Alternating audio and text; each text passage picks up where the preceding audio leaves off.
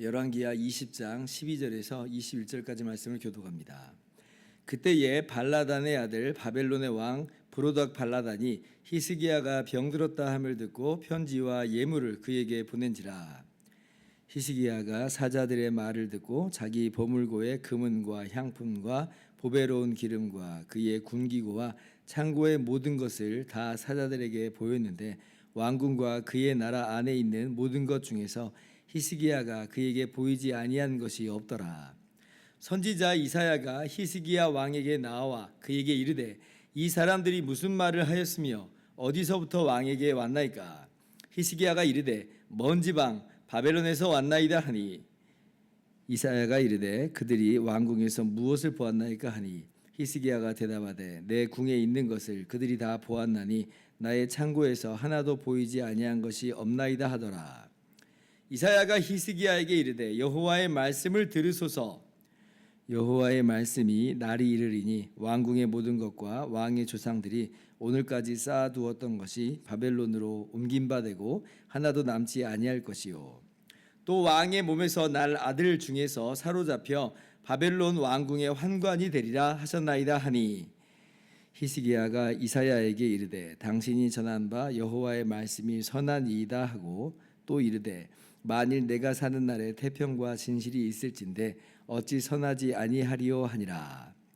히스기야의 남은 사적과 그의 모든 업적과 저수지와 수도를 만들어 물을 성 안으로 끌어들인 일은 유다 왕 역대 지략에 기록되지 아니하였느냐? 히스기야가 그의 조상들과 함께 자고 그의 아들 므낫세가 대신하여 왕이 되니라. 아멘. 할렐루야. 하나님의 크신 은혜와 평강이 오늘도 변함없이 여러분 가운데 가득 넘치기를 주님의 이름으로 축원합니다.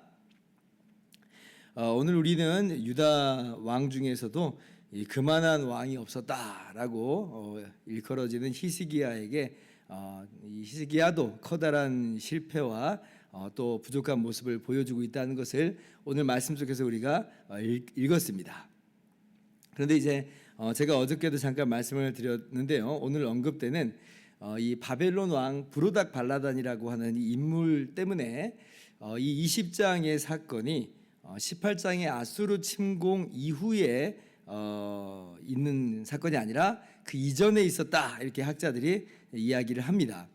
그러니까 지금 이제 히스기야가 병에 걸렸고 나았고 이제 바벨론 왕 브로닥 발라단이 찾아왔잖아요. 근데 이제 이게 18장에 아수르가 유다를 침공하는 그 침공 이제 이전에 있었다는 거예요. 왜 이제 그렇게 얘기하냐면, 고고학적인 유물에 따르면 이 18장의 아수르의 사네립의 침공은 BC 701년경으로 이제 간주가 됩니다. 그런데 이제 그때 어떤 일이 이미 있었냐면, 아수르가 유다 나라를 치기 전에 이 바벨론 나라를 먼저 이렇게 굴복을 시킵니다.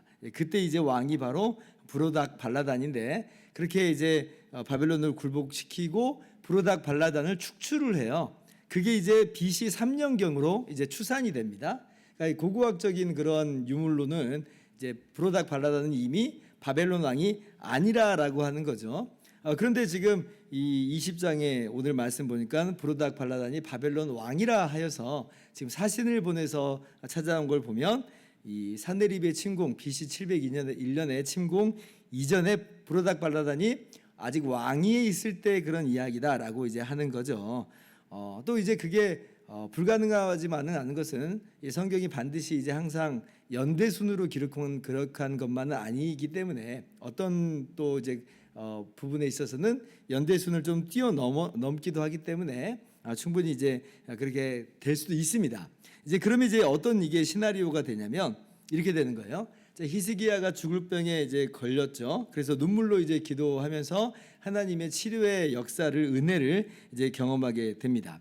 근데 그때 이제 왜 그렇게 눈물로 그럼 기도를 했느냐라고 할 때, 아수르의 위협이 점증하고 있었던 거예요. 점증하고 있었으니까 지금 이 상황에서 내가 죽어버리면 정말 큰일 아닙니까? 라고 하는 마음속에서도 그렇게 눈물로 하나님께 기도를 했다라고 하는 것이고, 그래서 하나님께서 응답하시고 아수르의 손에서도 너를 건져내리라 하시는 것이 바로 이제 그러한 예고하시는 말씀이다라고 하는 거죠.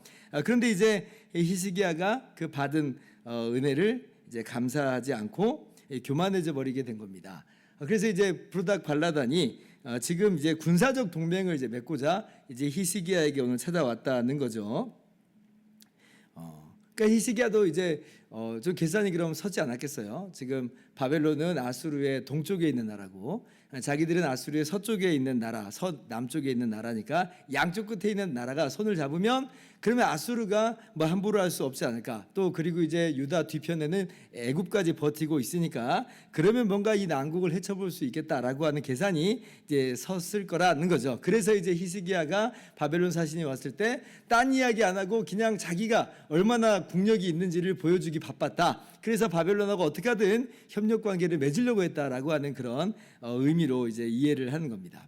그런데 이제 역사는 이제 어떻게 진행이 되냐면 아수르가 먼저 바벨론을 진압을 해버려요. 그리고 이제 BC 301년에 유다까지 침공에 들어가지고 쑥대밭으로 만든 것이죠. 그래서 이제 그렇게 이제 볼 때에 히스기야가 정말 우리가 참으로 의지할 것이 이러한 세상적인 역학관계가 아니었다라고 하는 걸 이제 히스기야의 사건 속에서 보는 것이고, 그때 히스기야가 막 정신 차리고 아수르의 침공 앞에서 이제 뭐 애굽이나 혹은 바벨론이 나에게 힘이 돼 주는 게 아니라 오직 하나님만이 우리의 의지할 것입니다라고 정신 차리고 그렇게 하나님께 간구하는 것으로 그렇게 아수르의 손에서 벗어났다라고 하는 그런 시나리오가 되는 거예요. 충분히 가능하고 또 은혜가 됩니다. 그런데 이제 저는 굳이 뭐 그렇게 이제 이렇게 시간 순을 비틀어서 그렇게 기록을 할 필요가 있겠는가? 저는 그냥 시간 순으로 이제 쓰여졌다라고 하는 그런 입장입니다. 자, 그러면 이제 시간 순으로 보면 이제 이렇게 되는 거예요. 이제 브로닥 발라단은 이미 이제 바벨론의 왕에서 쫓겨났습니다. 어떻게 보면 지금 망명 중이라 이제 그렇게 할 수가 있을 거예요. 근데 이제 망명 중에서 재기를 노리면서 여전히 지금 바벨론 나라는 마음속에서는 브로닥 발라단이 마음속에서 왕일 거잖아요. 그러니까 재기를 노리면서 유다 나라의 사람을 보내서 이제 그렇게 이 아수르를 어떻게 하든지 몰아내려고 이제 꿈꾸는 이제 그런 상황이라고 하는 거죠. 게다가 지금 유다에게도 사신을 보낼 수 있는 이유는 뭐냐면 지금 얼마 전에 듣기는 지금 유다 나라가 이제 승리를 거뒀다는 그런 소식도 이제 들었잖아요. 야, 정말 우리나라는 쑥대밭이 돼서 나는 쫓겨남을 당했는데 유다 나라 히스기야 왕은 아수르의 손에서 벗어났다는 거예요. 어떻게 저럴 수 있었는가라고 하면서 지금 유다 나라에 어떻게 보면 이 나라가 우리에게 좀 도움이 될 수 있는 나라인가, 우리나라가 좀 의지할 수 있는 나라인가 라고 하는 마음에서 지금 사신을 보내서 병문안도 할 겸 그렇게 지금 유다 나라에 있었던 일들을 지금 이제 알아보려고 지금 한다라고 하는 거죠. 자, 그러면 그렇게 지금 역사적으로 이게 시간 순으로 그냥 흘렀다라고 한다면 저는 그런 입장이니까. 그럼 이제 히스기야는 이런 상황에서 이제 어떻게 해야 될까요? 자신의 어떤 이 보물창고를 드러내면서 자기를 자랑해야 될까요? 그렇지 않죠. 누구 때문에 아수르의 손에서 구원을 받았고 누구 때문에 이렇게 죽을 병에서 살아났는데요. 누구 때문이에요? 오직 하나님 때문이잖아요. 하나님이 아수르의 손에서 유다를 보호하신 것이고 하나님이 자기 생명을 살려주신 거니까. 그러니까 히스기야는 여기서 누구를 드러내야 되냐면 하나님을 드러내야 되는 거예요. 그런데 히스기야가 여기서 실패한 거죠. 하나님을 드러낸 게 아니라 하나님 자랑하고 하나님 높인 게 아니라 자기 자랑하는 거예요. 자기 과시하는 겁니다. 13절에 지금 자기 창고로 다 보여줬어요. 자기 국력을 과시하는 거예요. 이게 어떤 의미냐면 나 의지할 만하다는 거예요. 나 당신의 동맹으로 할 만큼 그렇게 강하다는 겁니다. 나 좀 해 라고 이제 자랑을 하는 거죠. 동일한 사건을 기록하고 있는 역대하 32장 31절을 보면 이 바벨론 사신의 방문은 하나님의 이 시험이었다 이렇게 말씀을 하죠. 제가 찾아와 봤어요. 읽어드릴게요. 그러나 바벨론 방백들이 히스기야에게 사신을 보내어 그 땅에서 나타난 이적을 물을 때에 하나님이 히스기야를 떠나고 그의 심중에 있는 것을 다 알고자 하사 시험하셨더라. 자, 오늘 이제 히스기야에게 이사야 선지자가 14절에 그들이 와서 무슨 말을 했습니까? 라고 물었는데 히스기야가 그 질문에 대답 안 했습니다. 그래서 우리도 궁금하죠. 야, 이 사신들이 무슨 말을 과연 했을까? 궁금한데 그 중에 하나가 역대기에 기록이 돼 있는 거예요. 그 땅에 나타난 이적을 물었다는 겁니다. 어떤 이적이에요? 어떤 이적? 지금 히스기야가 극적으로 병이 치료됐다. 물론 그것도 포함이 돼 있지만 정말 그들이 묻고 싶었던 이적은 뭐겠어요? 어떻게 아수르의 손에서 건짐을 받았습니까? 라고 하는 걸 물어보고 싶은 거죠. 근데 여기서 히스기야가 하나님께 영광 돌리는 게 아니라 오히려 자신의 역량을 과시하기 바빴다라고 하는 거죠. 그래서 역대하 32장 25절 보면 히스기야가 마음이 교만하여 그 받은 은혜를 보답하지 아니하므로 진노가 그와 유다와 예루살렘에 내리게 되었더니 이렇게 기록을 하고 있어요. 이 똑같은 사건 속에서 히스기야가 지금 마음이 교만해졌다라고 하는 겁니다. 교만이라고 하는 거예요. 여러분 참 이게 우리의 모습이죠. 어저께까지만 해도 하나님 아니면 죽을 것 같이 그렇게 오직 하나님만 의지했다가 뭔가 하나님이 좀 회복시켜 주시고 또 그리고 괜찮아지면 감사를 조금 하는 듯 하다가 이내 어떻게 돼요? 그냥 자기 자랑이 돼버리는 거예요. 자기 과시가 돼버려요. 그게 마치 내가 잘나서 내가 뭔가 그럴 만한 가치가 있어서 그러한 일을 겪는 것이다.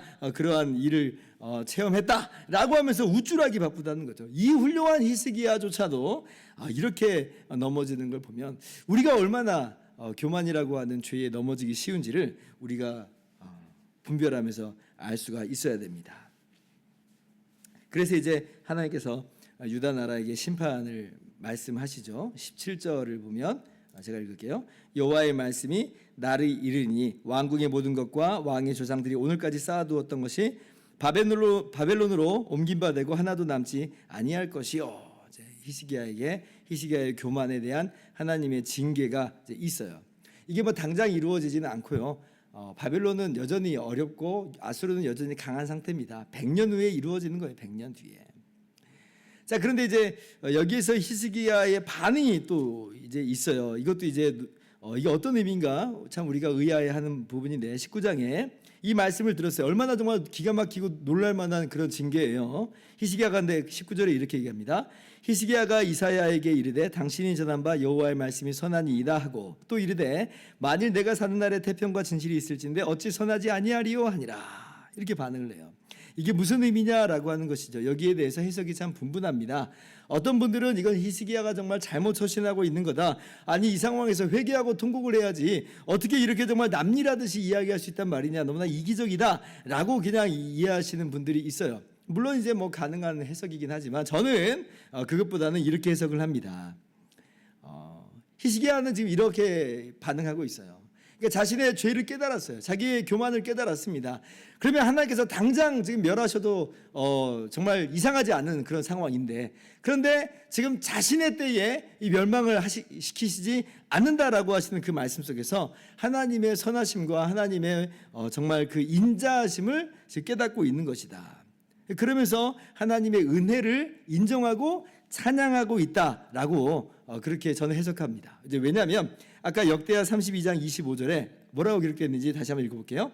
히스기야가 마음이 교만하여 그 받은 은혜를 보답하지 아니하므로 진노가 그와 그의 유다와 예루살렘에게 역대하 32장 25절이에요. 히스기야가 마음의 교만함을 뉘우치고 예루살렘 주민들도 그와 같이 하였으므로 여호와의 진노가 히스기야의 생전에는 내리지 아니하니라. 자, 뭐라고 말씀해요? 히스기야가 마음의 교만을 뉘우쳤다 그러잖아요. 뉘우쳤다. 그러니까 지금 이 하나님의 진노의 이 말씀, 이 징계의 말씀에 오늘 말씀에는 열왕기서에는 기록이 안 돼 있지만 그러나 역대하를 볼 때 이 히스기야가 마음의 교만함을 뉘우쳤다는 거죠. 뉘우침이 분명히 있어요. 그러니까 뉘우침이 없어서 거기에 대해서 히스기야를 비난할 수는 없다라고 하는 거죠. 그럼 뭐냐? 히스기야는 회개를 했고 하나님께서는 이 하나님의 이 진노의 손길을 돌이키셨다라고 하는 거죠. 그래서 우리가 뭐 히스기야를 뭐 잘했다 못했다 이렇게 평가하기보다는 그래서 오늘 말씀을 통해서 오히려 우리는 무엇을 항상 집중하고 주목을 해야 되냐면 내 안에 교만은 없는가 이것을 항상 들여다봐야 됩니다. 교만이라고 하는 것은 우리 평생의 숙적과도 같아요. 우리 평생의 숙적이다. 한시도 마음 놓아서 안 되는 대상이 뭐냐면 바로 이 교만이라고 하는 죄예요. 히스기야마저 무너뜨린 것들을 바라보면서 우리도 얼마나 교만에 빠지기 쉬운가, 그리고 교만이 얼마나 치명적인가라고 하는 것을 깨닫고 우리의 마음을 돌아보면서 겸손하게 오직 하나님의 은혜만을 붙잡고 살아가는 저와 여러분 되기를 주님의 이름으로 축원합니다. 기도하겠습니다.